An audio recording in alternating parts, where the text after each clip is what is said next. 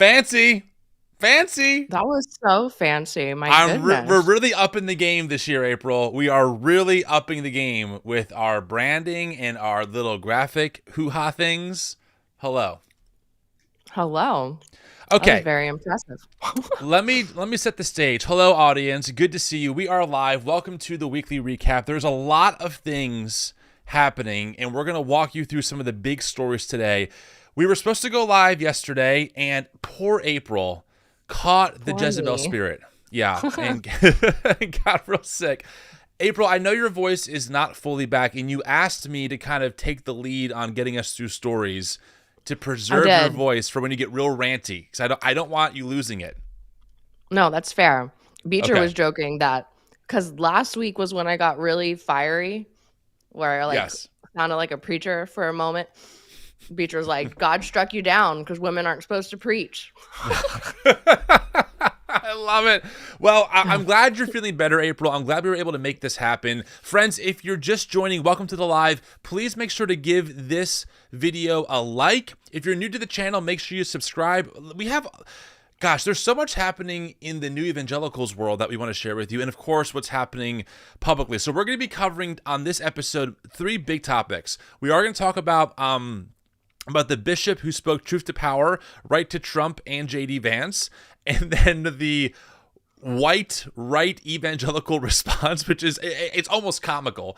We're going to be talking about RFK and his confirmation hearings. In fact, we have a special guest joining us for that segment live on the air. Jessica Malata Rivera should be joining us. She's an epidemiologist to walk us through some of the crazy things that RFK believes in is saying. And then we're going to talk about the tragic plane crash that happened in D.C. and Trump's response to blaming DEI for it. It's really wacky. So there's a lot to talk about today. We can see your comments. We love seeing the comments, so please chime in as we're going along. We can always throw comments into the stream. I guess, April, should I start out by announcing our new show? Let's start off with some good news, okay? So, friends, we've been working hard to start a new, completely different show out of the TNE media world. So what's been happening is April and I have been going live, or not live, we've been recording episodes once a week for the TNE podcast called The Recap, the weekly recap, where we talk about whatever happened in the news. That started almost a year ago, like to the day.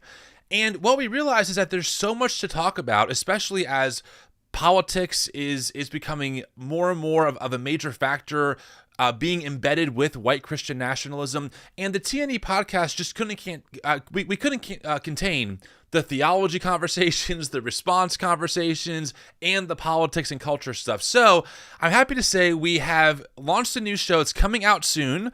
It is called, ta-da, The Tim and April Show. Woo! Look at us. I'm really excited. Yes. So official. Honestly, I will say I'm very happy with how things turned out so far, and we're just getting started. We do have a YouTube channel set up at Tim and April Show. We are on Instagram. If you could do me a favor, friends, and we'll make sure we put a link in the show notes here. If you could subscribe to this YouTube channel, okay? We're going to be moving this segment, this content, live over there in the next couple of weeks, and we'll give you guys a heads up. We're going to make it a pretty seamless transition, but April and I decided we need our own space where we can really do this multiple times a week, because with everything happening in culture, and there's a lot happening in culture, so much. I think it's really important, April, that you and I are showing up online on the air to talk about the Christian nationalist side of what's animating so much of the Trump regime and the politics that we see that are affecting so many different kinds of people. So we are committed to showing up as much as possible on the Tim and April Show, live on YouTube, and of course on podcast, to help you guys walk through what's actually going on. Yes, and to answer this person's question, we're going to have 2 channels. So there's the New Evangelicals channel, which is this one, and now we have the Tim and April Show. They are going to cross-pollinate for sure. We're kind of working through what that looks like, but the goal is to really have most of this content on that show, and then on that channel, and then go from there. So I'm really excited. I'm really pumped. It's been in the works for a few months now, April, and I'm excited about it. No, I'm excited too. And I'm excited can hear it in your voice. Well, I know. The inside of me is excited. Like, even if I can't quite express it yet. I just feel so bad that you're sick because I know that there are so many things that you want to talk about today and like just scream at the world about. So we'll try and get them going. Thank you, Darren, for the super chat. Yeah, friends, if you're new to the show or maybe to TNE, we are a nonprofit organization. We are a very small nonprofit. I'm working out of my guest bedroom. So all super chats or donations really go to making this work possible, and most importantly, completely paywall free. We don't charge anyone for extra access to special kinds of content. We believe in doing all of our content and our community spaces without any financial barrier to entry. So any super chats, any donations make this work possible. It means so much. Don't forget to like the stream. Okay, should we kind of get into it? I mean, there's a lot to talk about. I think we should talk about the bishop. I mean, this is really important. It's wild to me that we haven't talked about that. That feels like so long ago now. I know. We've lived 5 years since then. You know what? I think someone in the chat mentioned this, but I really miss not waking up and having to hear Donald Trump just posted blah. Because it used to be tweets and now it's his Truth Social. Yeah. Like I really miss not like where the news just wasn't covered in what Donald Trump said. And now we're back to that. Like, why? But, okay, real question though. Do you think we ever left it? Like that is something that I think we forget, right? Like after a president leaves office, usually they kind of disappear. I mean, President Obama, when he left, was not in the political and cultural zeitgeist nearly to the same level that Trump was all throughout President Biden's presidency. And it's just, this is like just a factual observation. In this case, I'm not making a moral judgment. It's just something that we haven't really seen, I don't think, in my lifetime as far as presidents go. Well, I think that's because Trump never stopped campaigning. And he was, I don't know, always doing things and saying things to make him be in the news. But it definitely slowed down during Joe Biden's presidency. Like it wasn't. And now that he's president again, every little thing, it's like, what is Trump saying? And we have to know because he's the president. And I'm already very tired of it. So let's get into this. So we're talking about, and it feels like a lifetime ago. It was literally a week ago. Bishop Marianne Edgar Buddy. She is a bishop who spoke at I'm not sure what it's called. It's the every time a president gets sworn in, they always do it like this prayer service. And Bishop Marianne spoke. And I'm going to play a 2-minute clip of what she said. And then we're going to respond to it. Now, I'm sure many of you have seen this. She went mega viral for it. We shared it on the TNE Instagram, etc. But it's really worth, I think, April, you and I watching it with the audience live and then talking about what we heard and what she said and then comparing it to the right-wing response, which I think further demonstrates how we really do live in two different realities. So I think that's a great way to kick off this recap because, my God, like it is just one of those things where you go, how is this a thing? Like, how is this a thing? So anything that you want to say before we get rolling here, April? No, play it. All right, here we go. Let me make one final plea, Mr. President. Millions have put their trust in you. And as you told the nation yesterday, you have felt the providential hand of a loving God. In the name of our God, I ask you to have mercy upon the people in our country who are scared now. There are gay, lesbian, and transgender children in Democratic, Republican, and independent families.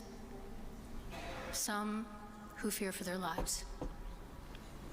And the people who pick our crops and clean our office buildings, who labor in poultry farms and meatpacking plants, who wash the dishes after we eat in restaurants and work the night shifts in hospitals, they may not be citizens or have the proper documentation.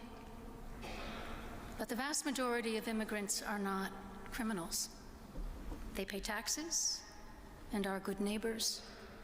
They are faithful members of our churches and mosques, synagogues, wadara, and temples. I ask you to have mercy, Mr. President, on those in our communities whose children fear that their parents will be taken away, and that you help those who are fleeing war zones and persecution in their own lands to find compassion and welcome here. Our God teaches us that we are to be merciful to the stranger, for we were all once strangers in this land.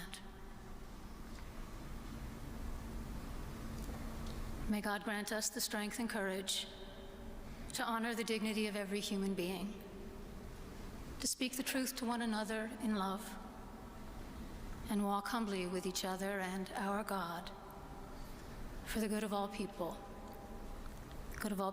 in this nation and the world. Okay, April, I'm kind of curious. Tell me what you heard in that 2.5 minute monologue. Just give me your thoughts, and then I'll give you mine. Yeah, I heard someone pleading what Jesus talked about and having mercy. Blessed are the merciful.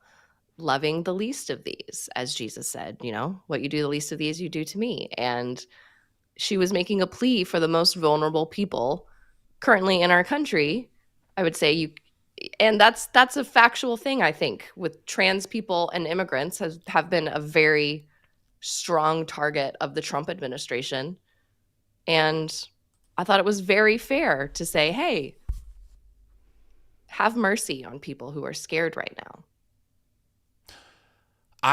Last week I spent time at the Queer Christian Fellowship. It's a really powerful yearly thing. Tons of people who are gay, lesbian, transgender, etc.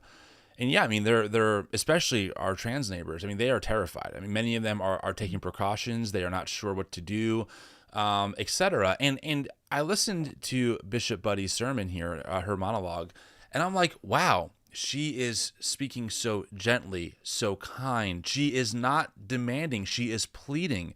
She is quite literally quoting the Bible, like the words of Jesus and his teaching of blessed are those who are merciful, for they will be shown mercy. I mean, literally reading the Bible and preaching it, right? And she's saying that there are people who are scared. And she also said something. She said that she said something to the effect of, God's providence is on you, even acknowledging that God has directed, for whatever reason, Trump to become president. And I'm listening to this, I'm thinking, wow, this is a really beautiful request of just saying, can you not forget that not only were we all strangers once, but that there are people in this country who are really scared because of some of the policies and some of the rhetoric, and can we be merciful like Jesus teaches us to be? Now, I heard this and went, wow, this is beautiful. But let's I mean, you just can't make this up. Let me show you first what Trump said in response to this. Now, April, I would usually ask you to read this, but I know your voice isn't doing well today. So if you have the bandwidth to read this, that's great. But if not, I can read it for you. What's your preference? I'm going to say you should read it just because it's very pixelated on my side. Oh, is it? Okay, weird. I will read this then. Yeah. So Trump hears this. Here's how Trump heard it. He said this: the so-called bishop who spoke at the National Prayer Service on Tuesday morning was a radical left hardline Trump hater. She brought her church into the world of politics in a very ungracious way. She was nasty in tone and not compelling or smart. She failed to mention the large number of illegal migrants that came into our country and killed people. Many were deposited from jails and mental institutions. It's a giant crime wave that is taking place in the USA. Apart from her inappropriate statements, the service was a very boring and uninspiring one. She is not very good at her job. She and her church owe the public an apology. That's wild. Like, did we hear the same sermon? Well, talk about an accusation being a confession, because who's the one who's nasty? Who's the one who's a hater? Who's the one who's not compelling or smart? Who's the one who's not very good at his job? Trump. Mm-hmm. Talk about reflecting your own persona onto someone else. I mean, and this is like objectively speaking, we could watch this and we could analyze her voice and her cadence and the words that she said and prove that she indeed was not nasty. She was indeed not unsmart. She is actually very good at her job. And she's also not a radical left hardline Trump hater. She actually agreed that God's hand is on Trump. I mean, how did you hear that? What goes on in his inner monologue that translates that 2.5-minute request to be merciful to, I hate you so much, you're a piece of garbage, Trump, I'm a hard left radical leftist, and I want to destroy the country. Like, what interpretive inner voice is doing that work for him? I really want to know. Well, he wasn't the only one. Like, everyone on Maga was like, calling it woke, evil, she was a witch. I had that here. I had that right here. So Matt Walsh tweets out, a lot of reason for optimism in Trump's first few days, but the fact that his team walked into a prayer service run by a batshit crazy feminist witch is highly concerning. Never should have happened. Someone dropped the ball big time. April, I don't know what to do with this. It's honestly one of the most on the nose, like, them telling on themselves situations that they don't actually follow the teachings of Jesus, because there was nothing that she said that was not in line with the teachings of Jesus, which is to show mercy and compassion and to love your neighbor. And the fact that they took that and said that I saw people saying that she attacked Trump. How is a plead for mercy an attack? I saw things that said she was divisive. Yeah. Yeah, she was literally. I went back and watched the whole 15-minute sermon because I thought I saw that 2-minute clip that you shared, and I thought, well, maybe there was something else she said that made everyone mad that I didn't see. So I watched the whole thing. Yeah, and the whole thing was just in line. She was calling for unity, the importance of, getting along and loving people that even if we disagree. And it was a very inclusive, beautiful, and meek message. Like, she spoke very gently and but powerfully at the same time. Like, she spoke true, but it was not this, like, if you just saw the tweets that Maga posted, and then, like, you would think she was some, like, Pentecostal preacher with like a hanky dabbing her forehead screaming at Trump, but she was not. Yes. Exactly. I mean, the world of Christian nationalism is anger all the time. And I know because I go to their events. They're the ones screaming about the demons. They're the ones who say we have to be hyper partisan. That's what Steve Bannon said at America Fest. They're actually the ones who are the most divisive. But again, they have an inability to realize what they're doing. So they project their own actions onto people who say the exact opposite. Right, who just have a very kind and gentle tone. And by the way, this bishop looked at the most powerful man in the world, the President of the United States of America. This man has the nuclear launch codes, right?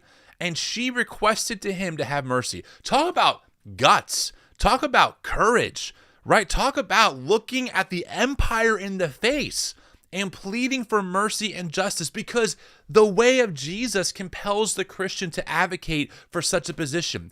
And in response, actual so-called Christians, I believe that they are Christian, to be clear, they tweet out this witch, this batshit crazy feminist witch. I mean, there's even more. This person here, Ben Garrett, says, do not commit the sin of empathy. And we'll talk about this. This is important. This snake is God's enemy and yours too. She hates God and his people. You need to properly hate in response. She is not merely deceived, but is a deceiver. Your eyes shall not pity. Now, I mean, how? What do you mean? She read the words of Jesus to a president and asked for mercy. There are so many freaking passages in the scriptures, the same Bible that these fundamentalist literalists insist is God's clear word to us. And she quotes, or she paraphrases the idea of be merciful and you will be shown mercy. And the response is, the sin of empathy, she hates God, she's a snake, such dehumanizing language, right? While accusing someone else of being dehumanizing and evil. It is such a Darvo response. If you have to invent new sins like empathy, you're not doing it right. Like, No. you're not actually loving your neighbor. Like, the only people that have to make empathy toxic, like Allie Beth Stuckey, like, she wrote a whole book on toxic empathy. And so you're going to be seeing the phrase toxic empathy thrown around Oh, yeah. by right-wing Christians in the next few years as a way Oh, to justify just being jerks. Because 100%. they know they're not actually loving their neighbor. So instead of admitting that, though, because they want to be good people, they've convinced themselves that they're following Jesus. So in order to believe that, while treating people poorly the way that they do, they have to invent new phrases like toxic empathy or the sin of empathy in order for them to feel good about themselves, because they know deep down they're not loving their neighbor. 100%. And by the way, I looked up the definition of empathy: the ability to understand and share the feelings of another. That's what we're talking about. Now, and I'm riffing off here of Dan McClellan. He did a really good video on this recently about toxic empathy. He makes a good point that toxic empathy can exist. It exists when you empathize with someone who causes someone else harm, and you actually privilege that person instead. So he uses the example of when the judge, this is a few years ago, gave a college swimmer who was found guilty of sexually assaulting a woman, but he didn't want that swimmer to have his career tanked, so he gave him a slap on the wrist. That's toxic empathy. Absolutely, right? Toxic empathy, and I'm really quoting from Dan here, so these are not my thoughts, these are Dan's thoughts. Dan says in the video that, toxic empathy looks like when 1,500 people storm the Capitol building and are arrested and put in prison or prosecuted, and then you let them out because you feel bad for them. That's toxic empathy. So sure, that can exist. Toxic empathy is not when someone goes, hey, people are really scared because you're calling them poison to society, because you're calling them vermin, because you're calling them less than human, and the policies that you're trying to advocate for are actually really hurting people, right? Can we just have mercy on people because Jesus teaches us to have mercy on others? That's not toxic empathy. I don't know how else to say it. That is not that. And once again, we're seeing how the Christian nationalist ethos inverts and twists things all the time to always spin it in their favor. This is similar, April, to, I think we talked about this a couple of days ago on the phone, that actually I covered this with Qasim Rashid earlier on Tuesday, that Trump essentially told Christian nonprofits that, hey, any government funding we've given you to do your work, to help out refugees, you can no longer use to help out refugees, right? And so that's crazy. I mean, these are legal people who are here legally going through the process. They're asylum seekers, etc. And then right-wing Christian nationalists got in line with Trump to defend that position. Well, if you need government-funded money, you're not really a nonprofit. Like, all of a sudden, the rhetoric changed. And so the rhetoric is always changing. It's always evolving. Always to fit whatever Trump, because he's really their epistemology, that is their source of truth, whatever Trump says. So to be clear, the people who accuse people like you and me of being postmodernists and relativists, and we don't stand on any kind of objective truth, are they themselves the one reinventing truth and morality to fit a hyper-politicized partisan agenda? It's unreal. Yeah, I saw someone, I think it was on Threads, say this, so this is not my original idea. But the whole idea where they say like, oh, people only deconstruct because they want to sin. Well, if empathy is a sin, then I guess so. Sign me up. Yeah. I mean, here are a few other tweets I think are worth talking about. So we have this one from Ben Garrett, and then here's one. Representative Mike Collins said the person giving this sermon should be added to the deportation list. An American citizen, a legal citizen, should be deported because of her asking Trump for mercy towards people who his rhetoric really hurts. This is the stupid timeline. This is, I mean, April, we were talking about how our new show name should be the Tim and April Show. Tagline: everything is stupid. Yeah, everything is stupid. That's how I feel every morning when I read the news. I'm like, what? Every single morning. I mean, yeah, it's unreal. It's mind blowing. And then just another example I had to pull up here. Just so wild. So here's Ali Stuckey. Man, Ali Stuckey, she is just.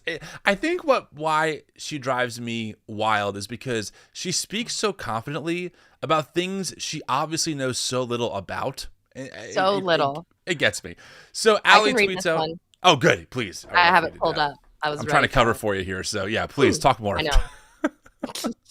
Okay, she said, "This is to be expected from a female Episcopalian priest. Toxic empathy that is in complete opposition to God's word and in support of the most satanic, destructive ideas ever conjured up. They shouldn't have been subjected to this kind of humiliation." I just want to take a minute here. Just a minute, friends. Ali says that this is in complete opposition to God's word. And I'm assuming she's talking about here, it's mercy, but probably immigration. Just a few verses, okay, that I want to just quote that are in Ali's words, in God's word. "The alien who resides with you shall be to you as the citizen among you. You shall love the alien as yourself, for you were aliens in the land of Egypt. I am Lord your God." Leviticus 19:34. Let's see. Here's another one. There's so many here. I'm trying to get some good ones. Matthew 25:35. "I was hungry and you gave me food. I was thirsty and you gave me a drink. I was a stranger," which is another word for refugee in the context, "and you welcomed me." There are so many more. "Love does no wrong to a neighbor. Therefore, love is the fulfilling of the law. Owe no one anything except to love one another. For the one who loves another has fulfilled the law. Contribute to the needs of the saints. Extend hospitality to strangers." I mean, I could just go down the freaking list. This is Job 29. "I was eyes to the blind and feet to the lame. I was a father to the needy, and I championed the cause of the stranger. I broke the fangs of the unrighteous and made them drop their prey from their teeth." I mean, we could just be here all day quoting scripture.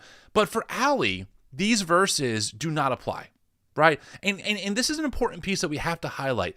We have to stop letting people like Ali or Josh Howerton or these Christian nationalists really gaslight you into believing that they're just standing on the clear teachings of the Bible, because they're not. Because the Bible is not univocal, meaning it doesn't speak with one voice. The Bible has a lot of things in it, and you can find contradictory beliefs inside or statements inside the Bible. And we're all doing the work of trying to carefully understand what is the Bible, where did it come from, how did it get here, and then what do we do with it? How do we interpret it? Now, people like you and me, April, and a lot of people in the audience, we're willing to acknowledge that, yes, like we're doing the work of trying to figure out which parts are prescriptive, which parts are descriptive. How do we interpret this verse over that verse? There's a lot of nuance there.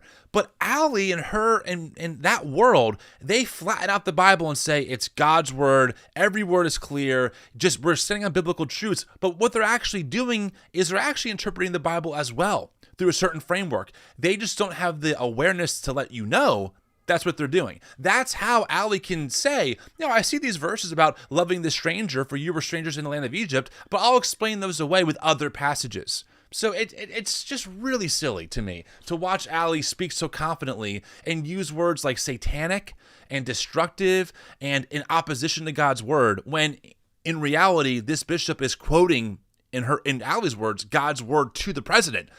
She just doesn't like the actual outcome. It's unbelievable to me. Yeah.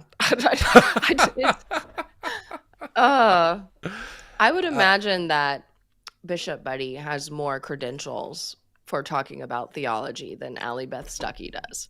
Totally. I have no doubt. Ali, okay, if Ali wants a good example of toxic empathy, I'll give her one right now. Ali, if you're watching this, here, I'll do a zoom in like this. Toxic empathy looks like when you support a pastor who protected two men on his staff who molested their own children. But because you think that he's a true man of God, he preaches the true gospel, you have empathy for John, and you just ignore all the evidence, the emails, the news stories, the firsthand accounts of what this man did, and you say, no, John MacArthur's still a great guy, let's have him on the show. That's a great example of toxic empathy, right there. And we've covered this so many times. There's three major stories with receipts that John MacArthur protected two men on his staff who molested their own kids. And Ali does not care about that. She will still have John on the show. That's a great example of toxic empathy. Right there. Yep. Right Well, there. because they don't care about people that sin in their own ranks, that do like egregious sins and assault and abuse people. They can look the other way as long as their beliefs and ideologies line up. 100%. Which again, we've talked about this. They value belief more than action. Yep. Because their actions are actually pretty awful. Like, they don't treat people well. They demonize entire groups of people. Yes. All while under this guise of we're the true Christians because we believe the right things. You're not a true Christian, even though you're actually following the teachings of Jesus and loving your neighbor and helping your community and taking care of the poor and the widow and welcoming the immigrant. You're not actually a true Christian because you don't believe that what I believe on trans issues. It's all about ideology. Yes, I want to respond to that. But first, friends, I want to say thank you so much for being here. Please make sure to like this stream. We are live right now. If you're watching this after the fact, still give this video a like. It helps it get pushed out to more people. If you're new to the channel, make sure you subscribe. I appreciate you being here. We have about 400 people watching this stream live. 148 likes. We can do better than that. Let's get this thing to 200. I have a couple of responses to that, April, that I think are really worth pointing out. Let's just unpack for a second the whole notion of, hey, an immigrant did something really terrible, therefore we have to deport all immigrants or most immigrants, right? A couple of things here. First off, let's be very clear. There are a couple stories that go around this right-wing world. Laken Riley is the most famous one. A terrible, horrible, tragic, evil story. Not even, of course, terrible. But this is how the right-wing media world works. They are really good at picking up anecdotal pieces of evidence and then scapegoating an entire people group that they don't like. Because if Allie used the same logic she uses with immigrants and the Laken Riley case, she would be advocating for imprisoning all white pastors because so many of them molest children. Right? She would be advocating for the problem of white violent crime, considering that a lot of white men do really bad things. Or, hey, why are most mass shooters white? But see how that, in our head, it doesn't even make sense, right? In our head, we see how ridiculous that notion is. But for some reason, when an undocumented immigrant does something really terrible, that's proof that undocumented immigrants as a whole are problematic, even though the data is very clear. There's been studies done. Again, go back to our episode this past Tuesday with Qasim Rashid, where he cites the studies.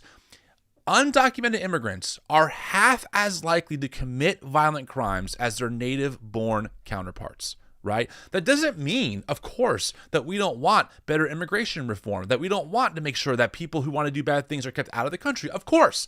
But it's unbelievable to watch how they will use anecdotal stories and then use it to scapegoat an entire group when it fits their agenda. But then they totally 100% ignore, right, the pattern in particular of their own people, like John MacArthur or other pastors who do terrible things. And for some reason, that never gets mapped onto the whole group. And by the way, April, I would never do that, right? You and I have never said every pastor is terrible because we see pastors who do terrible things. Right. So we have to be able to see through what this really is. Yeah, and it's the same thing with queer people, how they've painted all queer people as child abusers. Right. Which is like, they don't have any facts on that. They're literally just making stuff up. And if you look at the stats, statistically, which we've talked about this too, but you are more likely to be abused at church than you are by a trans person in a bathroom or by a drag queen story hour. Like, it just doesn't happen. Like, the percentages are so much higher on I actually personally researched this for a while, and then there's studies that back this up too. But I just looked at the Google searches from 2024. So this was last year when I did it, up until that point. All the pastors that had been caught of that year only of abuse. Yes. Versus any queer person, like gay, lesbian, trans, whatever, any queer person. It was 27 times more pastors. And there are less pastors in the country than there are queer people. So the statistics are much, much, much, much, much higher in pastors and ministers. And we're not painting that broad of a brush. Right. We know, It's just so maddening. Also, did you see, this is like not even a story we said we were going to talk about, but Lauren Boebert had to apologize to a cis woman that she accused of being a trans woman in her bathroom. These people are just but they can always tell. I know, they can't tell. Can I tell you a funny story? This is a story I wasn't going to tell because I wasn't thinking about it. But so last week I was at QCF, Queer Christian Fellowship. I'm hanging out with my with two friends of mine who are both trans women. And they were like, Tim, it's hilarious that people really think that I would undergo, years of hormonal therapy and, all kinds of things just so I can infiltrate a women's bathroom to assault them. Like, it's so ridiculous when you think about it, right? Like, the whole notion that, keep men out of women's bathrooms and therefore trans women are a problem. Like, it's so, when you actually think about it, it's so stupid. It's so silly. Like, if you want to do harm, there are quicker routes to cause harm to women than doing that, right? Like, many easier ones. It is illegal to assault a woman.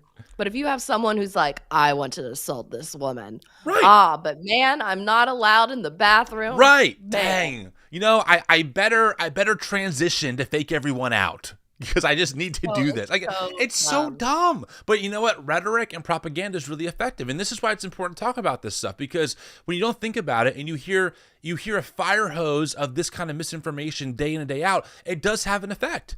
Right? I mean, it's absolutely foolishness. Again, going back to the immigration issue, we know for a fact that undocumented immigrants are half as likely to commit crimes as their native-born counterparts. Yet you would think, based on Trump's rhetoric of a crime wave, that's not even the case. By the way, crime overall has dropped over the past 6 years.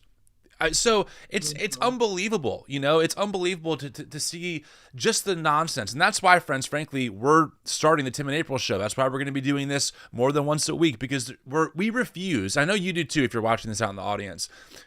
We refuse to be gaslit. I'm not going to fall for it. Yeah. Like, I'm so, one thing, April, I can say is that my white evangelical church tradition radicalized me to be radical. And now I'm being radical. I am not compromising. I'm not letting them gaslight me. I'm not going to believe the nonsense. I'm not doing it. I'm not. Like, I absolutely refuse. They trained us to be bold in the face of persecution. Yeah. They said the world will hate you for how you love Jesus. Right. And the biggest plot twist, it's the church that hates me, that hates us. But seriously, we were trained. I mean, I was ready to be a martyr. For sure. Like, they've trained us to always stand up for what's right and for truth. And so, like, that's still in there. I'm just 100%. Standing up on the other side now, and they don't like it. But we're ready. Like, we're their worst nightmare. We are their worst nightmare. We know everything that they're thinking because we used to think it. We know the whole playbook because it used to be our playbook. Right.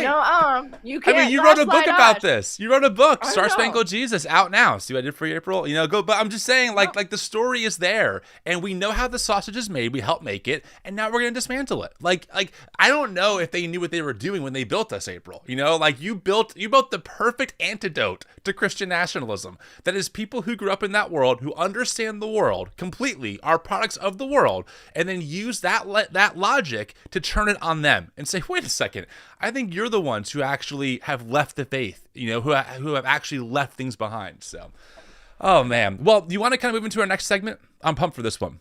Yeah. Okay, friends, this is new. This is the first time. I've never done this before. We have a guest waiting in the green room because we're talking about RFK and some of the a lot of the nonsense he's been saying. And so, one thing, April, that you and I have learned through this whole thing is that we realize that we have limits. Like, I'm not an expert in health. I don't know how things always work, and neither do you, right? Like, we have things that we're good talking about and know about, but we have limits. And unlike Charlie Kirk and the right-wing media ecosystem, we can acknowledge that we are not experts on everything, and that you should not trust everything we say as gospel, right? So what I'm doing, this is new. I'm bringing in a guest. Okay, someone we've had on the show. I think I had her on maybe 2 years ago when COVID was really in the thick of it. But her and I have kept in touch throughout the years. I'm gonna bring in Jessica Malati Rivera. She is really a good friend at this point. Now I gotta do this the right way. Hold on. Boom. Okay. Guest one. I got a buzzer in. I think I can do it. Hi. Muted. Hi. Mute. Okay, there you go. Can you hear me? Yes. Hello. We did it. Jessica, it's good to see you. How are you? Good. How are you? I'm doing great. Welcome to the show. We have, 540 people watching live. That's always a good feeling. So, friends, what we wanted to do is, obviously, RFK is going through the confirmation hearing process. And Jessica, I'm going to have you introduce yourself in a second, but what we want to do in this segment is I want to play, there's a really great 6-minute exchange between RFK and Senator John Cornyn that I think is worth kind of pointing out here. I'm sorry, Senator Michael Bennet. That's kind of worth, I think, watching and responding to. And then we'll also pull up one more clip that he did. But I wanted to have your expertise kind of walk us through some of this stuff because RFK says very crazy things, but I'm not a health expert. So go ahead and introduce yourself to the audience, and then we'll get rolling. Hi, everyone. I'm Jessica Malati Rivera. I'm an infectious disease epidemiologist, which means I track emerging outbreaks and how they affect populations. I've been doing this for about 15 years. I'm also a science communicator. I feel like I take a lot of pride in that second title because one of the things that I'm most passionate about is translating complex scientific concepts for a wide audience to understand them without shame, without judgment, to make informed choices for their health. Perfect, because I was homeschooled, so we need people like you to help me. All right, I have to do one more magic button thing. I got all this set up. Hopefully it works correctly. Wait, did I have it set up? Where's my other shot with the three of us? I know I have it. Okay, hang on. I can do it the old-fashioned way, friends. Hey, while I'm doing this, if you could like this stream, that would be really freaking awesome, because the more likes this video gets, the more this will get pushed out to YouTube. So that being said, is this it? Okay, this is it. Let me grab Jessica really quick, pull her in this shot. Thanks for being here, friends. Okay, boom, that worked. Does this work? I hope it really works. Yes, it works. Okay, so Jessica, here's the rules for how we do this, okay? I'm gonna start playing this video, and anytime you wanna interrupt, just say, pause, we'll pause, and we'll kind of get into it. There's a lot of things that I wanna point out in this video as well. And I think that's just really worth highlighting because I do think, and I spent time at America Fest recently. The Make America Healthy Again motif is really popular there. And I don't want to discount everything that they're saying. I agree, like, sugars in food isn't good for you, etc. So I like how this senator does this line of questioning. I think it's worth pointing out. And then we'll get into more of the crazy things that RFK is talking about. So, all right, friends, here we go. I think that, Mr. Chairman, we are truly through the looking glass this morning here in the U.S. Senate, and this committee is being asked to fulfill a really important responsibility, which is to decide whether to confirm Mr. Kennedy to one of the most important health care jobs in America. And the reason I think it's so important is for many of the reasons you said in your opening statement, which is that we live in the richest country in the world, and we have some of the worst health outcomes of any industrialized country in the world. We live in the richest country in the world, and we have some of the lowest life expectancy rates of anybody in the industrialized world. Okay, let's pause for a second. I just want to say I agree with that. That's my understanding. Jessica, what's your thoughts on just that opening? That, yeah, we spend the most on healthcare per capita. We don't have the best outcomes. Do you agree with that statement? Absolutely. And I think anybody who's trying to paint a rosy picture of healthcare in America does not understand healthcare in America. Our healthcare system is broken. It's unjust. It is not equitable. And we're seeing disproportionate outcomes for people in poorer communities. People of color oftentimes have 2 to 3x worse outcomes. I mean, COVID is a perfect example of that, a tragic example of that. So yes, he is saying a lot of true things. And I think that this is where RFK can endear himself to folks who recognize the real problems, and then it gets really messy after that. Cool. Yeah, I totally agree. We've been saying on the show for a while that, like, we spend so much money on healthcare, our outcomes are not good, our life expectancy is not good, something is wrong. And I think there are some people who are more in good faith who might disagree on how to fix it, but I think we all agree now, even Maga agrees with us finally, that our healthcare system is not working as intended. Okay, we'll keep going. I was a school superintendent before I was in this job, Mr. Chairman, and I can tell you that Mr. Kennedy's right, that when I look at the kids in the Denver public schools, if we don't change the way we eat in this country, 40% of them are going to suffer adult adult diabetes as a result of their diet. These are, and we're, as I said, spending more than any other country in the world, and our families, every single person's constituents in this Senate are facing chronic shortages when it comes to health care. My friend from Texas, Senator Cornyn, has been a champion on mental health care. We have an epidemic, as he knows, across this country in mental health care, partly because of what the massive social media platforms that were sitting behind the President of the United States have inflicted on our children for their profit in the last decade or so. So we have no shortage of challenges to confront, and I even agree with some of the diagnosis of Mr. Kennedy. What is so disturbing to me is that out of 330 million Americans, we're being asked to put somebody in this job who has spent 50 years of his life not honoring the tradition that he talked about at the beginning of this conversation. But let me pause right here. A couple of things I want to point out, and Jessica, would love your thoughts. Number one, I do have to laugh at the whole meritocracy, right, mantra. Like, we need to have a meritocracy, whatever the word is. Meritocracy has to be back in the White House. RFK has no health qualifications, right, I think, for this role at all. And could you also explain to me, I don't know, what is the role of the health secretary? Like how much power would someone like RFK actually have over our health system if he was to be confirmed? It's a massive role, and the responsibilities have a very far reach. So you're talking about a person who's going to be advising the president on everything from healthcare policy, things related to public health policy. He's going to be overseeing agencies like the FDA, the CDC, and also CMS. And CMS is for the Center for Medicare and Medicaid Services. So you're talking millions of people who depend on these programs for their healthcare coverage. HHS is also responsible for responding to emergencies when we declare states of emergency. COVID is a perfect example of that. They are also in charge of a lot of grant making and also stockpiles of everything from vaccines to PPE to equipment for health emergencies. I mean, it is a massive, massive role that requires a lot of understanding of this space.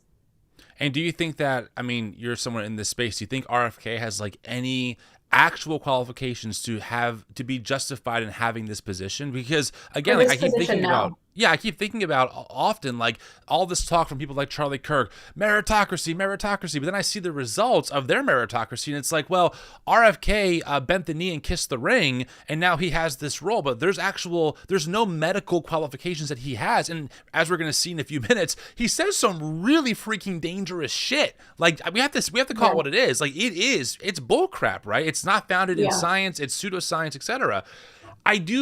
Last thing I'll say on this part for me, I do really want to highlight that all the things that Senator Bennett said, many people, including liberals, have been arguing for a long time. I mean, I was 18 when I watched Food Inc. Okay, I was still a conservative, and I'm like, wow, like, I didn't know that so much of our food was rearranged corn syrup, right? I remember Michelle Obama's Healthy Kids Initiative. I remember how talk radio mocked her relentlessly for that.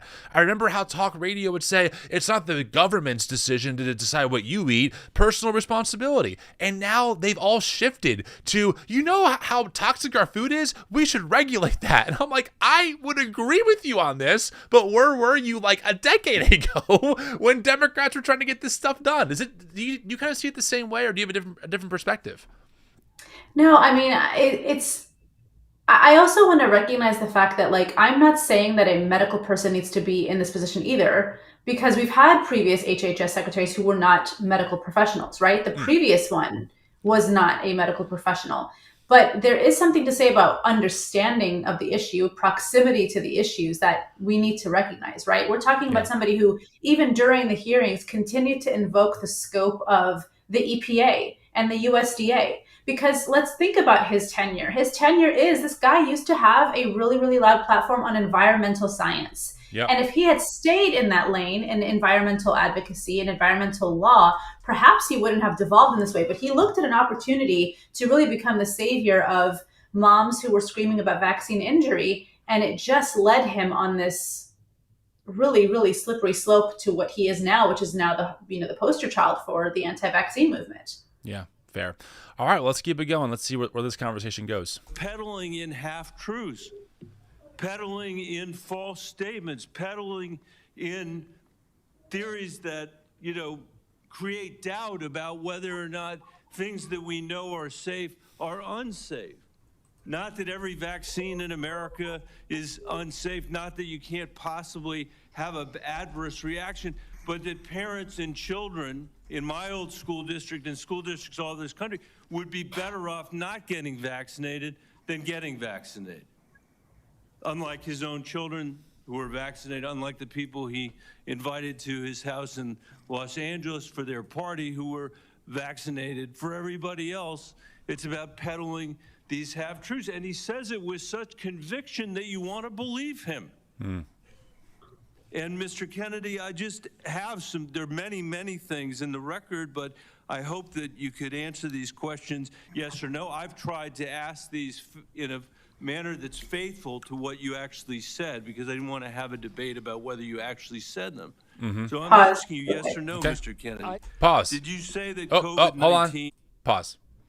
I really love the fact that he mentioned this whole saying it with conviction, because that is a communications tactic of this movement, right? You say anything that sounds like science, that's science-y, that has some statistics in it, and you say it with conviction, you say it with emotion, and it grips people. It gets people's attention, and then they repeat it, even if it's bunk. Right. And so there have been so many times. I mean, he is a very compelling and somebody, I can't remember who called him an influencer. He is an influencer. He influences people very easily because of his name, because of his credentials, because of his prominence. And so when he says sentences that are absolutely made up statistics, I mean, the one statistic that comes to mind is 15% of children are on SSRIs. Absolutely not true. It's like 5%. But you say it emphatically. You say it with, gusto and with rage out of what seems to be altruism, where you want to have better situations happening. And people just believe it. And nobody's fact checking except for us in the background screaming, like, where is he coming up with these stats? Right. And that's really because in the broader MAGA movement, facts don't really matter. As Matthew Taylor says, in fascism and authoritarianism, truth is subservient to power. Right. So whatever is going to be used for power can be talked about, but whatever isn't in that favor will not be talked about. And so I think this is a good example of that, right? And we're going to see, this is where the exchange gets really fascinating, because Senator Bennett is just going to quote him, and I have the receipts if we want to watch those videos too. I pulled some of them, and then RFK is going to try and get out of it, but he did say these things. So let's hear what he says here. So I'm asking you yes or no, Mr. Kennedy. Did you say that COVID-19 was a genetically engineered bioweapon that targets black and white people, but spared Ashkenazi Jews and Chinese people?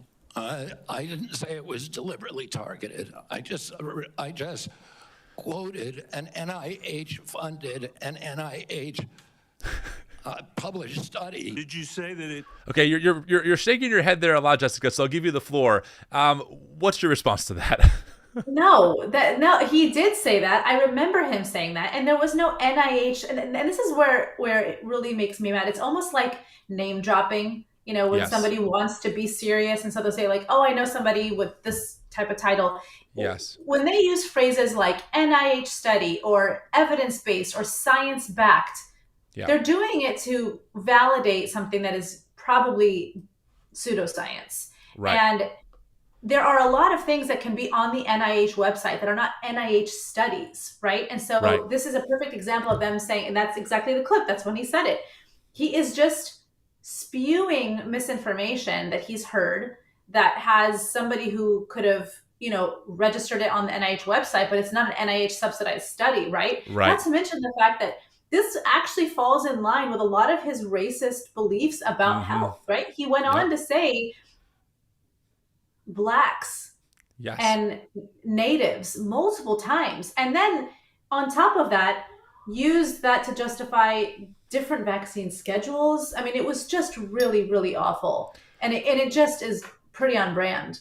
Yeah, friends, I want to say welcome to the stream. We are live with April Ajoy, of course, my wonderful co-host, and Jessica Malati Rivera, someone helping us out, really an expert in the field of epidemiology and other health-related things, helping us navigate what the heck RFK is talking about. If you're new here, please make sure you give this stream a like. If you're new to the show, give this channel a like. We do all kinds of videos like this, helping you feel hopefully a little more sane in a world of propaganda. I do want to play this clip because I like people knowing that we have receipts, right? Like, I'm not just parroting whatever someone's saying. Like, here's what he actually said. It's a 1.5-minute clip. I'm going to play the whole thing so you can hear him. Here's what RFK said. You be the judge. Here we go. Bioweapons. The level, I know a lot now about bioweapons because I've been doing a book on it for the past 2.5 years. And you know, the technology that we now have to develop these microbes, we've put hundreds of millions of dollars into ethnically targeted microbes. The Chinese have done the same thing. In fact, COVID-19, there's an argument that it is ethnically targeted. COVID-19 attacks certain races disproportionately. The races that are most immune to COVID-19 are because of the structure of the genetic structure, genetic differentials among different races of the receptors of the ACE2 receptor. COVID-19 is targeted to attack Caucasians and black people. The people who are most immune are Ashkenazi Jews and Chinese. But we don't know whether it was deliberately targeted that or not. But there are papers out there that show the racial and ethnic differential and the impact to that. We do know that the Chinese are spending hundreds of millions of dollars developing ethnic bioweapons, and we are developing ethnic bioweapons. That's what all those labs in the Ukraine are about. They're collecting Russian DNA, they're collecting Chinese DNA, so that we can target people by race. There you go. There you go. A little hard to hear, but yeah, go ahead. It's wild because, again, you mix in a little bit of science with some pseudoscience, and people don't know how to distinguish between the two. ACE2 receptor is the cell receptor in human cells that binds to SARS-CoV-2 virus. It's how the virus attaches itself to a cell and infects the cell, right? That's not false. But he is false in extrapolating that there are different expressions of ACE2 receptors among ethnicities, but that has not been proven to say that the outcomes of COVID are worse with some ethnicities, or that it was somehow manipulated and manufactured or turned into a bioweapon to target that. There's no, this kind of is adjacent to the lab leak theory, which has also been disproven.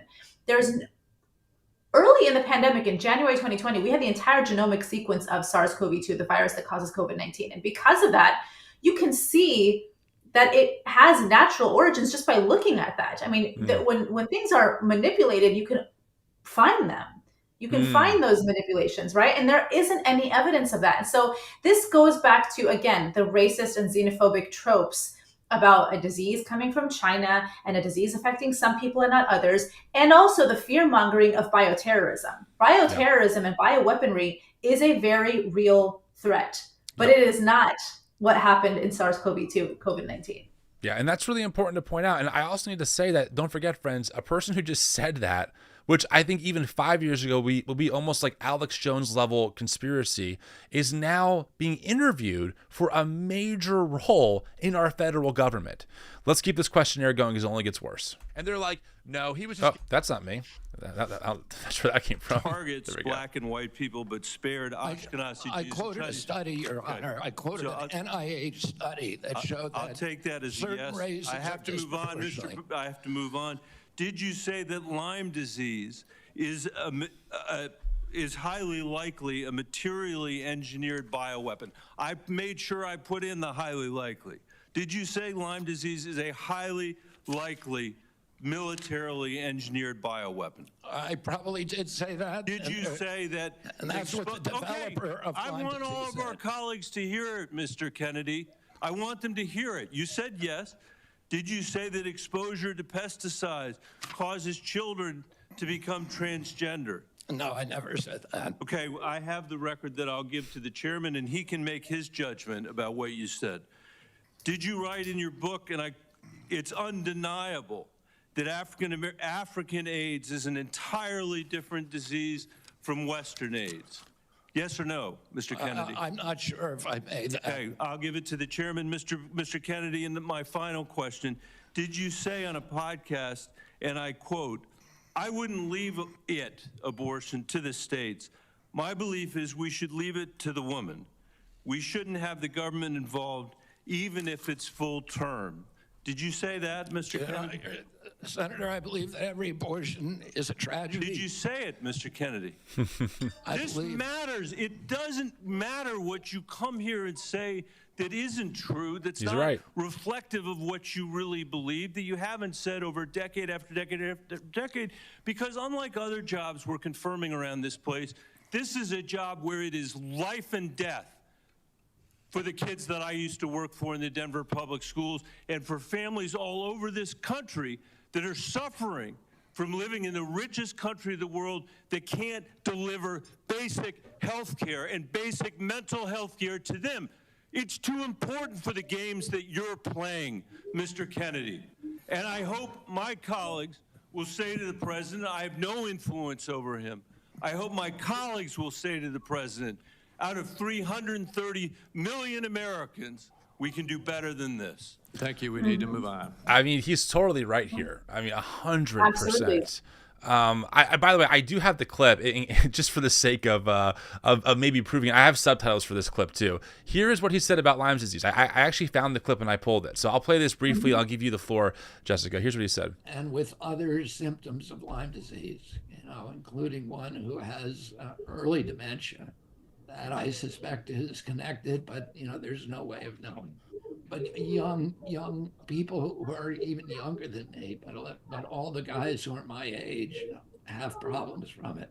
And it's real. I remarked to somebody the other day that it's really ruined going into the woods on the East Coast. I grew up in the woods, and it's now dangerous to go in the woods. You're taking a risk that we never had to take when we were kids, and that it's another thing that keeps us from enjoying the outdoors and keeps us locked inside. And the idea that this may have been is highly likely to have been a military weapon, and we cannot say 100% for sure. But we do know that they were experimenting with ticks there, and that the ticks, as you show, are a epidemic because of what happened in Plum Island and the other labs. Deer ticks and other species of ticks, Lone Star ticks, or whatever. We also know they were experimenting with diseases of the kind of like Lyme disease at that lab, and putting them in ticks and then infecting people, testing them with bird vectors, etc. And I've just published a book called Wuhan Cover-Up, which is a very, very comprehensive history of the bioweapons program in this country.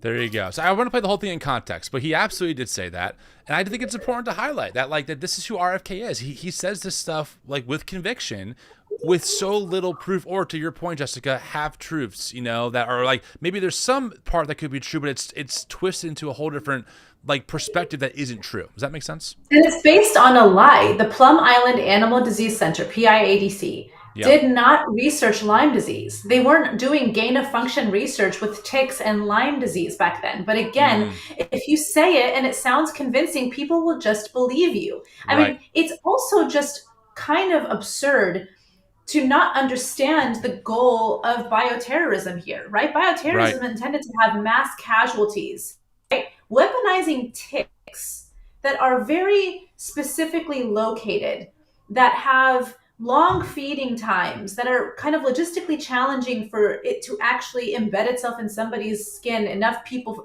and it doesn't have a high mortality rate either, right? That's not the goal of bioterrorism. Bioterrorism is mass casualty, mass harm.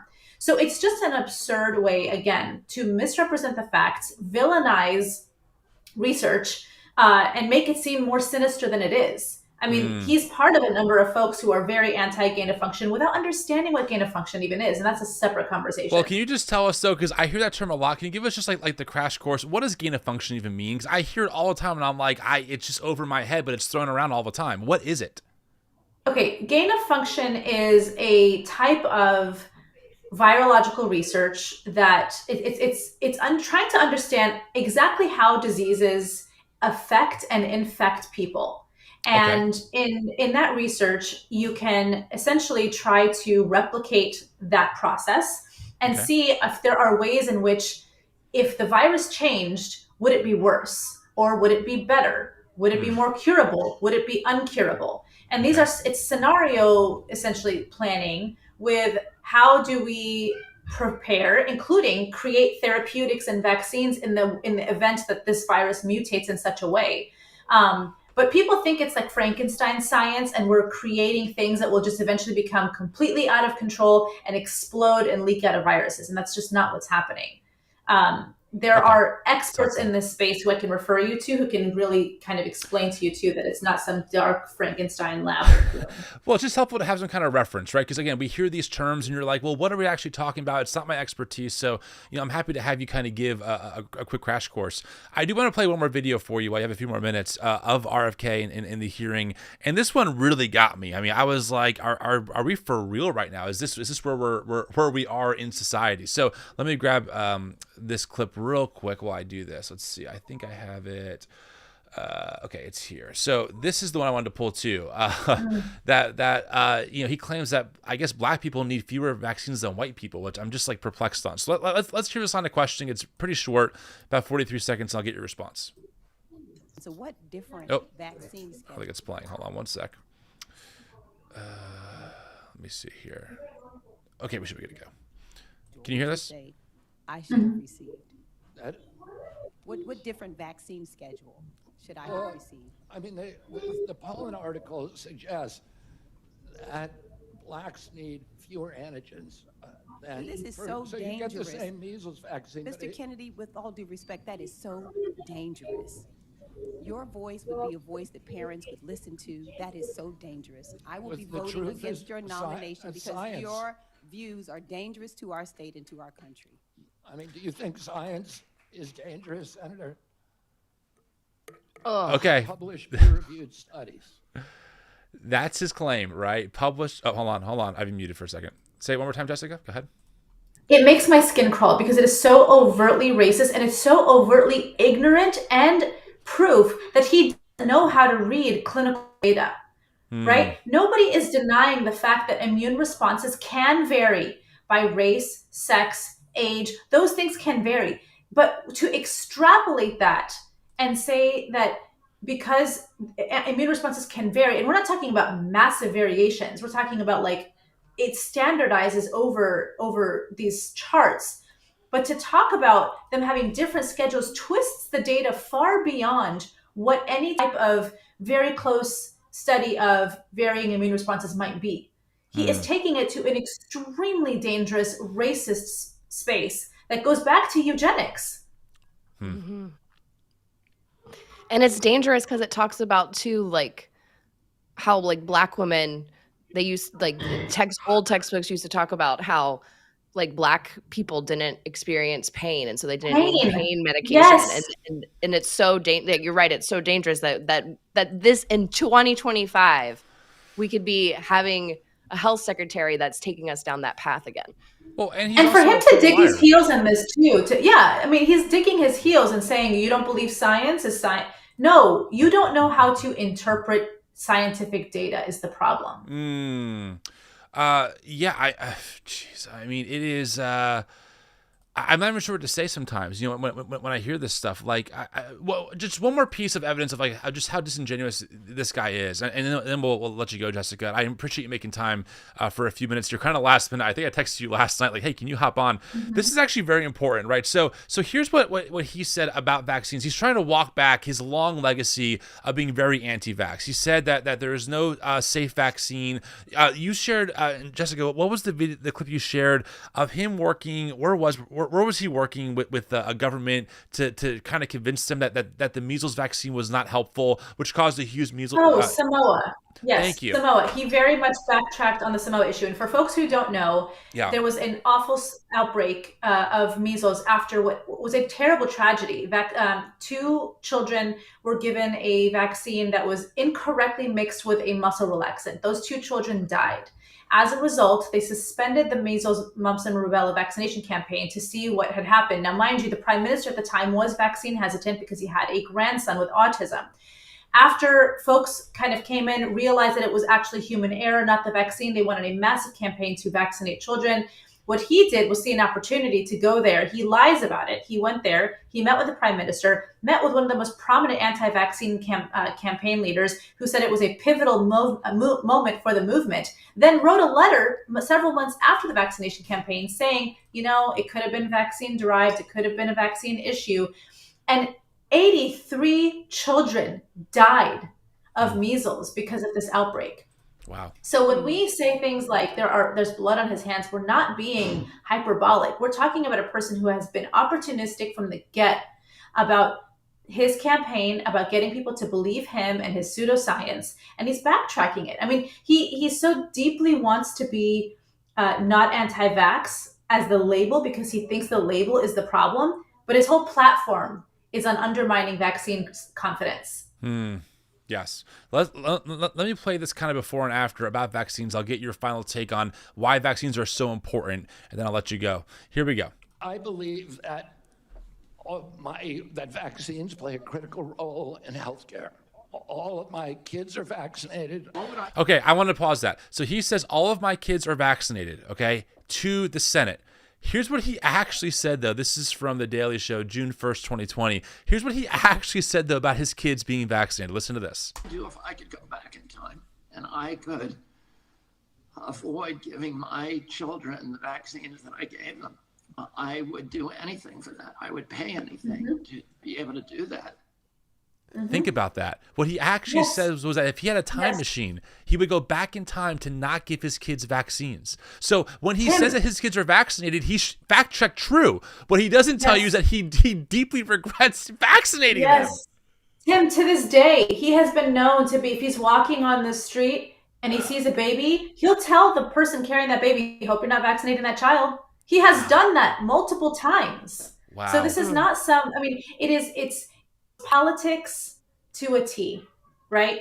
You just talk out of both sides of your mouth. You give these vague answers. You give answers that can seem like, possible course correction. I mean, when he said that he was supportive of vaccines, that was intentional. I don't think he was trying to actually say that he's pro-vaccine. He was trying to assuage the folks who defend him and also believe that he's anti-vax, because anti-vax is a pejorative term to them. Right. Well, before I let you go, I'm going to give you the final word. Talk to me about vaccines. I mean, we've seen a lot of anti-vax rhetoric. I heard it at Turning Point America Fest. The COVID jab is bad. Vaccines are really not good. There's no accountability for these big pharma companies who are just, pushing vaccines on kids. We have more vaccines than ever. The schedule is crazier than ever. I know that there's a lot to respond to, and I'm sure I'll have you back on the show to go more in depth. But I know that you hear this stuff. You and I did a video on it a few months ago, did over 1 million views responding to it.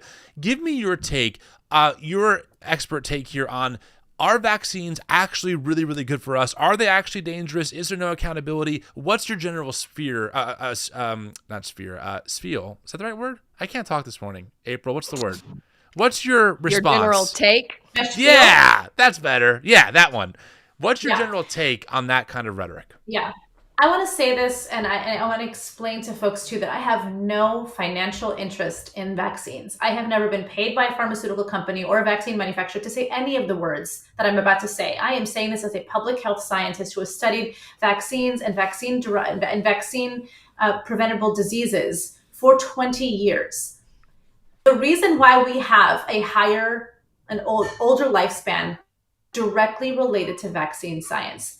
The 2 greatest achievements in public health have been clean water and vaccines. In the last 50 years, 154 million lives have been saved because of vaccines.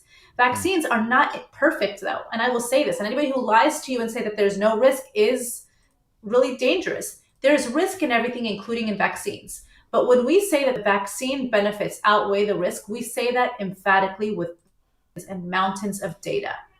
The outcomes from vaccine injury are rare. Bad outcomes from vaccine injury are rare. They're not zero, but they're rare. And oftentimes, if there are bad outcomes, many of them can resolve. Whereas that cannot always be the case with diseases, especially vaccine preventable diseases. We're talking about children who needlessly died, people who had 8, 9, 10 children as a ratio, like a bet almost, to see how many could actually survive, because there were so many vaccine preventable diseases that were not vaccine preventable at the time that were just killing children en masse. And I think that we're on a very, very dangerous point in history right now, where we're losing a generation that was touched by some of those diseases that we don't see anymore. The vaccines are almost a victim of their own success, because when public health works, it's invisible. Yeah. When vaccines work, diseases don't happen. And the last generation, our parents' generation, which was the last generation touched by polio, is getting older, and some of them are dying. And the amnesia of polio will hurt us. Because when we don't see it, we think it's not a threat. And the fact that people are relitigating the value of a polio vaccine means that we are about to see potentially disability and death for no reason. Jessica, are you worried about, can I ask a quick question? Of course, it's your show too. No, I know. Are you worried about not just vaccine schedules, but like the flu vaccine and the COVID vaccine? Absolutely. Absolutely. I mean, at this point, you have people trying to make vaccine schedules a la carte, kind of choose your own adventure, when the vaccine schedule has been specifically designed to address risk based on exposure, based on susceptible age. Tim and I did a collaboration on Instagram to talk about misunderstanding of the vaccine schedule tripling. No, it hasn't tripled. Yes, the number of injections may have increased, but we're talking about 97% fewer antigens in the vaccines compared to what we got 20, 30, 40 years ago to protect us from twice as many diseases. So vaccines are more efficient, they're more effective, and you're talking about people playing with fire. There's no need for this type of risk. And we know that the risk is there because we have the data of morbidity and mortality among children. And that's really what's so sad is you've got a generation of folks who are screaming about being pro-life. Yeah. And this is the most pro-death thing I've ever seen in my life. Wow. Strong language. Really strong. Well, I mean, Jessica, I really appreciate you making time. I know that you're on the West Coast, so it's even earlier for you. Where can folks find your work if they want to follow you online? You have a great public platform. Thank you. I'm on Instagram at Jessica Malati Rivera, where I post as often as I am capable of on science. And I will say here, probably first time publicly, I am starting a Substack soon because I feel like that is necessary. I mean, I've been pushing it off for 4 years. But Yes. Yes. I mean, I think it's safe to say, Jessica, that we need science communicators and really influencer type of people who know how to work social media, who are also experts in this, to really help us combat so much misinformation that we see right now, largely coming from these right-wing media ecosystems that are pouring a lot of money into narratives that support ideas and outcomes that are really going to hurt a lot of people based on propaganda. So I want to just say I love your work. It's been great to keep in touch with you over the years. I'm sure we're going to have you back on the show, especially if RFK gets confirmed. I mean, Lord, I hope not. But if he does, we'll have a lot to talk about. So let's keep in touch, and thanks for your time. Anytime. Thanks, Tim. Bye. See you later. Bye. All right, well, there we go, friends. Look at that, April. Pretty smooth, right? I'm getting guests in, getting guests out, getting new things up and running. Friends, it's great to be here. Listen, thank you. I mean, I'm really trying. I don't know. This might be TMI, or maybe it's a rabbit trail, but I have been thinking, and you and I have been talking a lot about the importance of going live as opposed to a recording. Like right now, we have 600 people watching live with us, and I love that. I like feeling connected with these live conversations, and so I'm really putting a lot of effort and time into the back end to make this a very smooth process for everyone involved. And April, I know that you're not feeling well, which is why I'm talking so much in this episode, friends. Just to be really clear, April did say, "Can you just kind of like talk mostly? I'll just chime in when I can." I said, "No problem." So I'm really trying to do what I got to do here, but I do want to move on to one more story. And friends, I really appreciate you being here. If you can like this video, this stream, if you're watching it after the fact, whenever, just give this video a like, subscribe to the channel. You can find our new channel, by the way, the Tim and April Show on YouTube. It's youtube.com/@TimandAprilShow. If you can subscribe to that, that would be also so helpful. We are going to be transitioning this thing to a brand new channel. We have a whole idea we're working on. I'm super pumped to share it with you. Okay, let's. Well, I was going to say something that I shouldn't have said based on the context. I was going to say let's land the plane. We're talking about a plane crash. It's oh no. I know.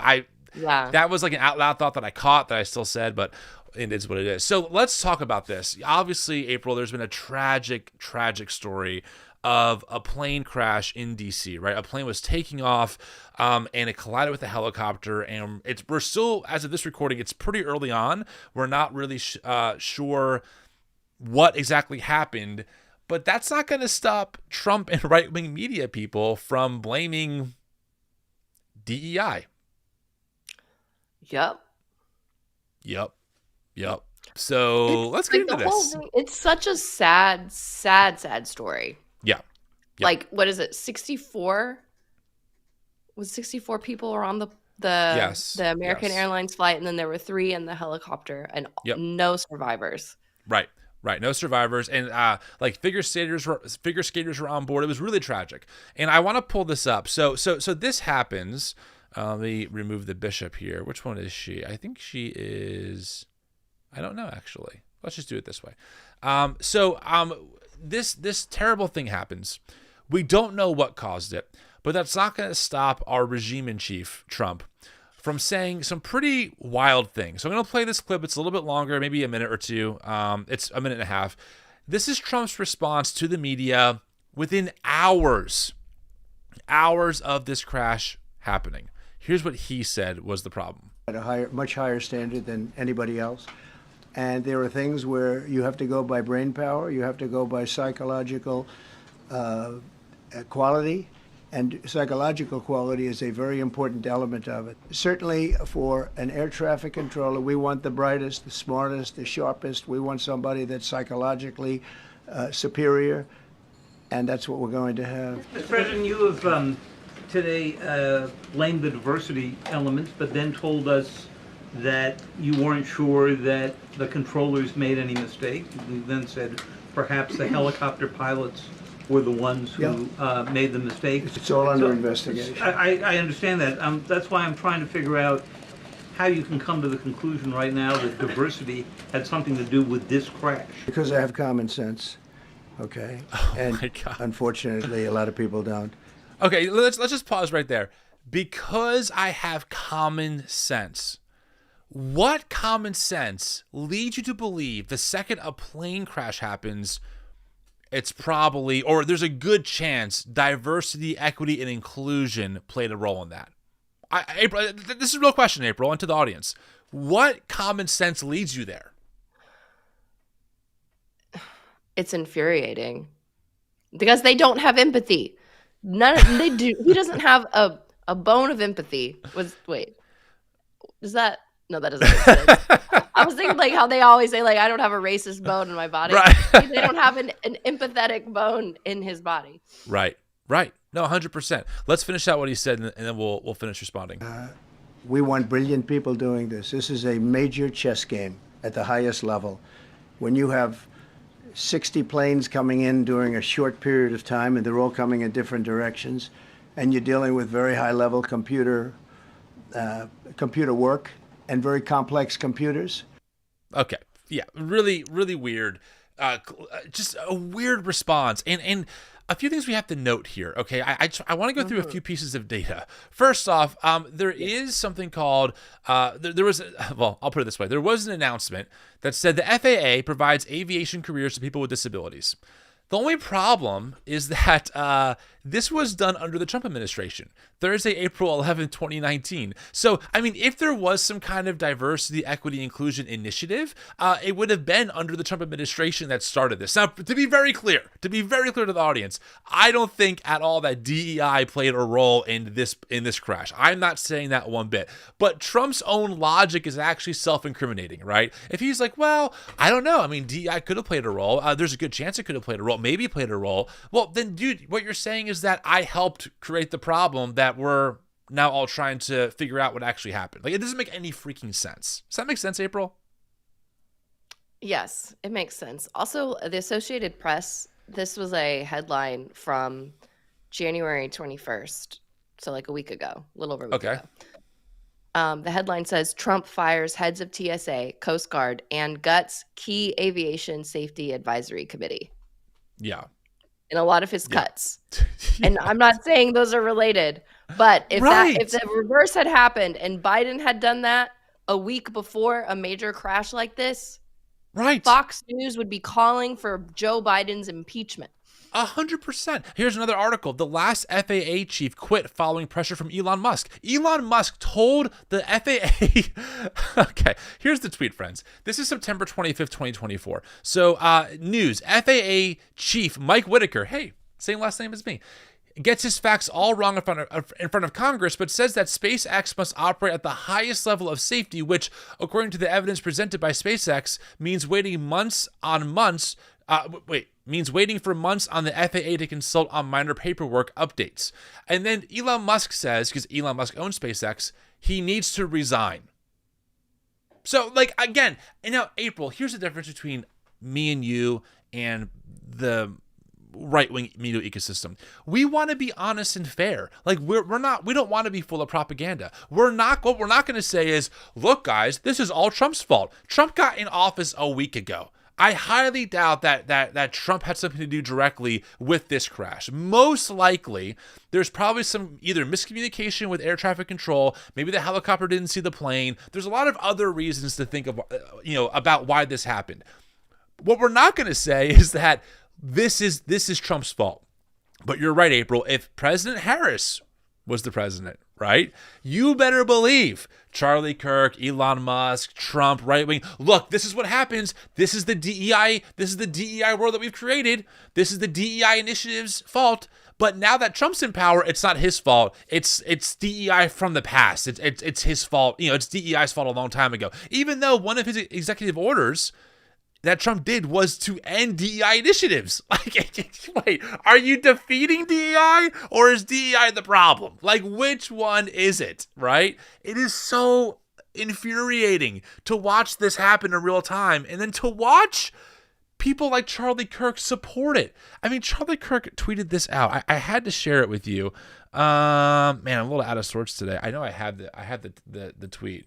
Let me pull it real quick. It is... Oh, here it is.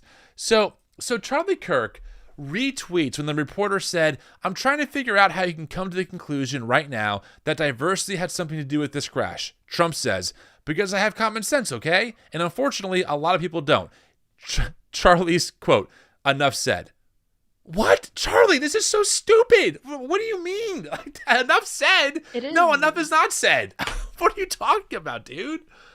It is wild to me how they can scream DEI for this plane crash, for the wildfires in California, for whatever. Like, they're going after DEI as the problem, as they need to bring meritocracy back, people that deserve their jobs, while every single one of Trump's picks does not have the qualifications for the job.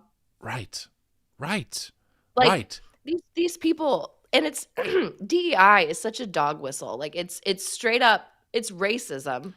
Yes. It's basically, they went from attacking CRT to calling it woke to now calling it DEI. Yep. It's just the next thing.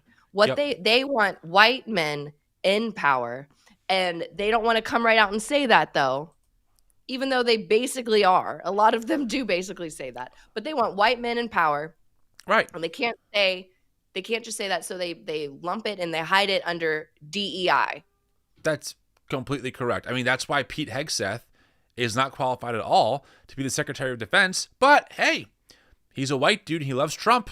Good enough for us, right? Like, their definition of meritocracy is very different. And by the way, just to be really clear, because just so people understand, the rhetoric is this: DEI lowers skill sets to allow other people who aren't really qualified to do jobs based on, and usually they say like the color of their skin or something like that. That is not true.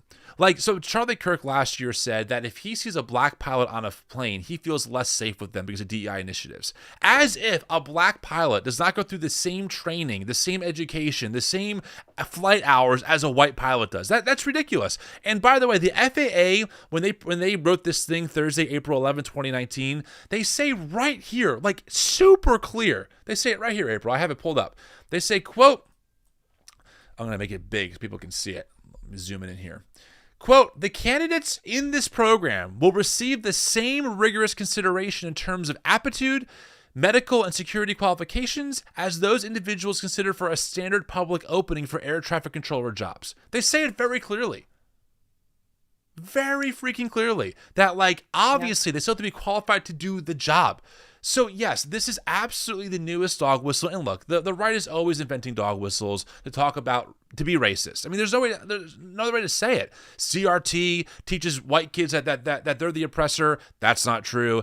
Woke is an appropriated term from black culture going back to the civil rights era. It has been completely hijacked by white people, white evangelicals, to become this catch-all term for anything that reeks in their mind of liberalism. And now it's DEI. Right now, these initiatives are just doing so much damage. I also want to point out one more thing that is so key here. Again, data matters, right? And don't forget, in fascism, truth is subservient to power. Here's what Trump and Charlie and Vance aren't going to show you. Here's what they're not going to show you. What the data says about Trump's DEI air crash claims. This is from Axios. Air traffic controllers and airfield operations specialists by gender and race. 78% of air traffic controllers are men. 71% are white. Yep. I'm just saying, like, what are we talking about? It's still a white and male-dominated space. Chances are, if this was an air traffic controller's fault, if it was, okay, there's a high chance it was a white man who made the error. And what you're not going to hear is, we got a problem here, guys. Like, white men, I think that, they're kind of subpar. Maybe we're too biased towards white men because they clearly can't do the job. We're not going to hear that. It only applies when we're talking about someone who's not a white man. Either it's a woman and it's her fault, it's a black woman, it's definitely her fault, etc. It's nonsense. It is absolute nonsense. This is propaganda.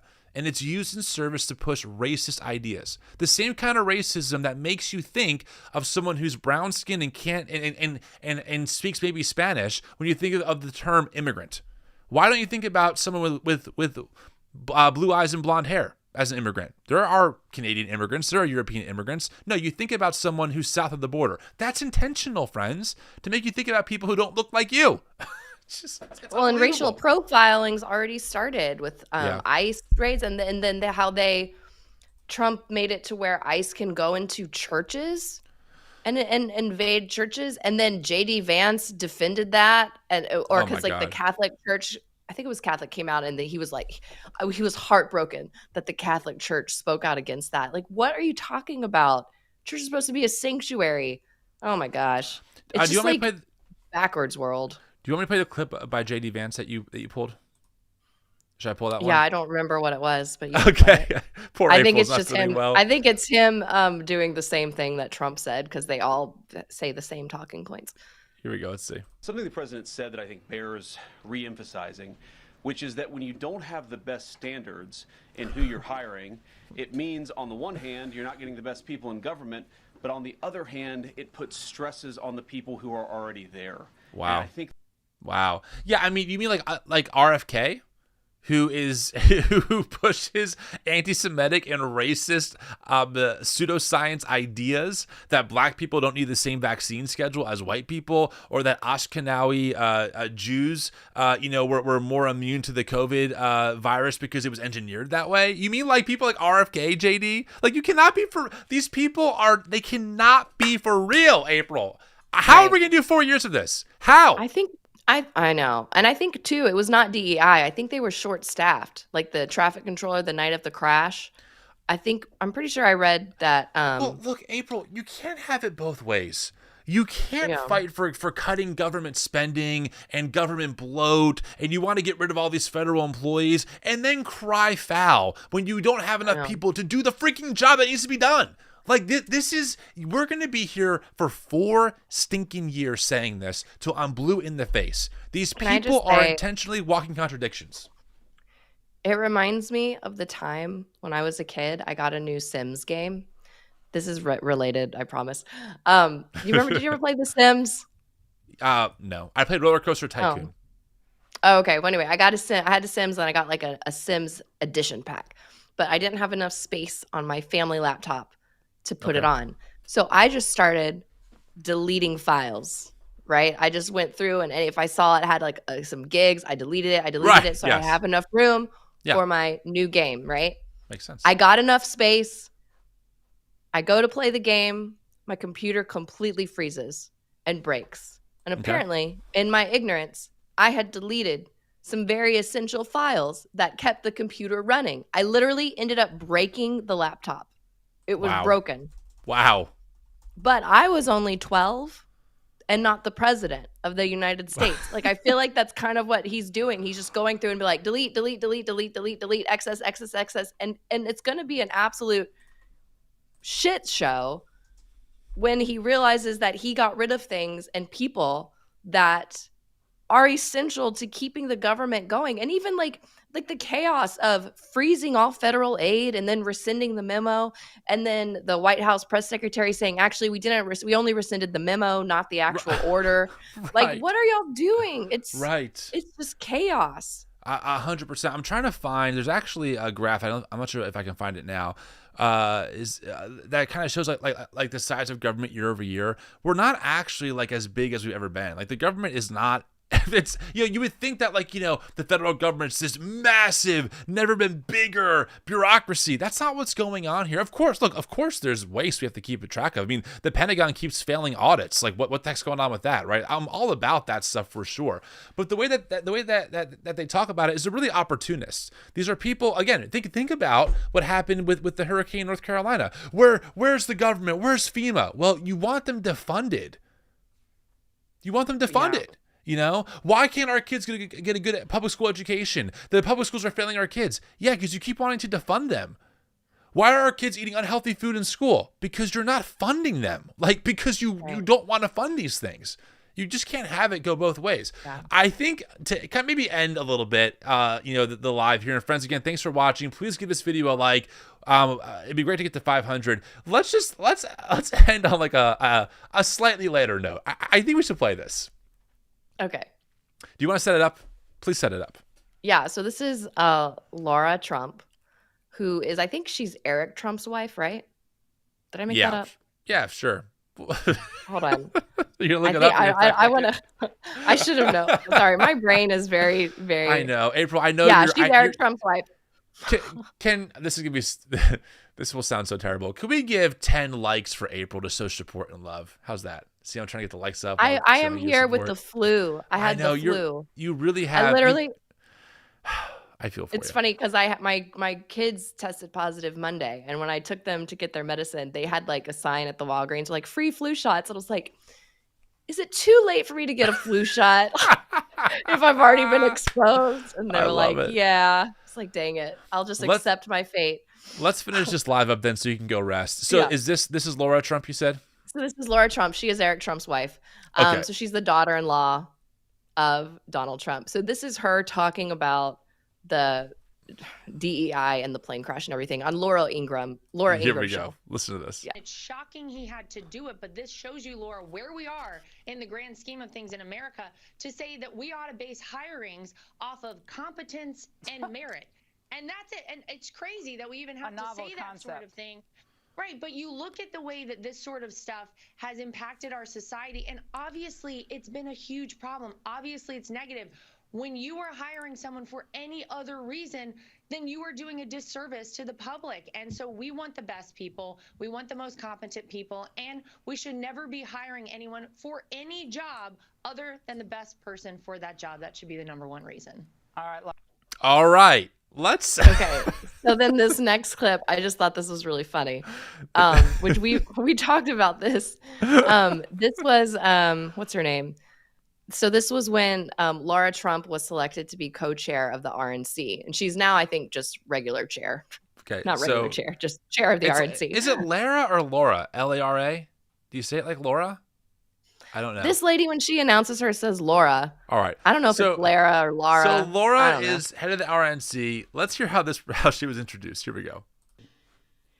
In a world where qualifications are often measured by titles and years of experience, we are reminded of a powerful truth. God does not call the qualified.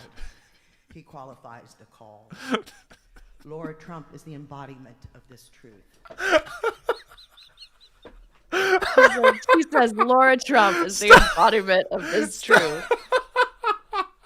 Laura Trump is the epitome of someone who's not qualified for this role at all. But God qualified the called. Like it's self-own. And that lady means that as a compliment. But that's part of the problem. Like this is like the whole, like the Christian Nationalists that fund, that fuel the whole Maga movement. They totally believe that, like, it doesn't matter your qualifications as long as God's called you. Friends, as we've been saying now, and we'll be saying repeatedly, do not let them gaslight you. These people are not, they don't believe their own values that they espouse. They don't believe in meritocracy. They don't believe in any of this. They believe in using rhetoric and propaganda for their power, for cultural and political control. That's what this is all about. And especially when you're animated by a Christian nationalist ethos that believes they have a divine mandate to take over the nation. This is what we're in for. You don't have to have logic or rationality or be consistent with these things. You just have to be able to convince people to give you power. And that's what they've done. And so we are totally in for such a wild couple of years here. And unfortunately for many people, they're the targets of some real harm being done. You know, at the beginning of this episode, right, we talked about Bishop Buddy just pleading as politely and kindly as possible for the president of the United States of America to have mercy on the people that he's demonized, but in such a kind and loving way by quoting scripture. And right-wing Christian nationalists called her demonic, called her a witch, said she should be deported. This is hyper-partisanship. This is the kind of duality, the kind of gaslighting we're in for, where you can hear someone quote the scriptures as a Christian and have other Christians say she's a tool of Satan. Mm-hmm. Wow. Can we end on that quote by G.M. Gilbert about empathy? Yes. I emailed it to you. Oh, you did? Okay. I'll pull it up. This is really good. Yeah. Yeah, we'll end here. Yeah. So he researched during the trials of Nuremberg, where a lot of Nazis were on trial. And through all of his talking to these Nazis, he did this quote. Yeah. Here we go. You have it? Of course. Anything for you. Okay. Yeah. So he said, I told you once that I was searching for the nature of evil. I think I've come close to defining it. A lack of empathy. It's the one characteristic that connects all the defendants. A genuine incapacity to feel with their fellow man. Evil, I think, is the absence of empathy. Just think about that. And then we have Elon Musk doing a Nazi salute. There was a UFC fighter who was on his podcast praising Hitler. I mean, this is real. This came out earlier this week. Friends, last minor thought. And April, I know that you're not feeling well, so we'll wrap it up here. But you know, as if you grew up like April and I, white conservative evangelical, you grew up very ahistorical, right? You grew up really not knowing where these things have come from. And these things have roots. They do come from somewhere. They're not just made up out of thin air. There are people that other people read, parts of history people read to kind of get to their conclusions. And when you start seeing Christians talking about how toxic empathy is a problem or the sin of empathy, it comes from somewhere. And it comes from a dehumanizing spirit. It comes from a place that does not see their fellow neighbor as equal to them or as sacred as them. Full stop. And when you have this guy, G.M. Gilbert, who did a lot of work tracking the Nazi trials, talk about how the common thread is the inability for these people to empathize with their fellow man, a lack of empathy, you have to wonder where that leads. It leads to people justifying terrible, abhorrent, evil things because they're quote unquote right. And their enemies aren't. It's a really bad place to go. Like it's a very dark direction to head in my opinion. Yeah. And I think, continuing to have empathy these next few years is going to be one way to combat fascism. Yes. And, listen, I think the wrestling point for me and for you and for many out there is, how do you have empathy for our enemies? And I'm not saying that means we tolerate or that we accept what they're doing. Obviously, we do this work in opposition to them. But we also want to be so careful not to become the very thing that we're critiquing. We don't want to dehumanize our opponents, right? Because once we do that, then we see them as less than human. My hope is that Trump and Charlie and other people, that they repent and that they recognize not only their own humanity, but the humanity that their neighbor has, right? But at the same time, I think we have an obligation to do all that we can to resist what's happening politically and culturally because they're aiming weapons at friends and our neighbors and want to do a lot of harm. So we have to wrestle in this tension of not losing our own humanity, but also standing very firm for the sake of our neighbors. Yep. Slow and steady over the next few years. We will be here all the way, friends. Like I said, the Tim and April show is coming out soon. You can follow us. Please go subscribe. youtube.com/@TimandAprilShow. We'll have a new podcast up soon. I'm really excited for this. We're going to be going live a lot more this year. We'll give you more details as we get closer. I think we're going to launch the show in 1 to 2 weeks. And I'm really pumped to do that. April, I love doing this work with you. I think that there's so much to be talking about. And we really need, I think, an army of fellow Christians who are willing to stand up and critique their own tradition and say, where I came from was not super loving, and we have to find a better path forward in their faith. So, friends, thank you so much for being here. Make sure to give this video a like. Make sure to subscribe to the channel. We'll be in touch. Any final thoughts, April, as you're all sick and not feeling good? Take care of yourself. Don't let the bad news, paralyze you. I don't know. April, you take care of yourself. Tea and honey. Yes. All right, friends. Talk to y'all later. See ya.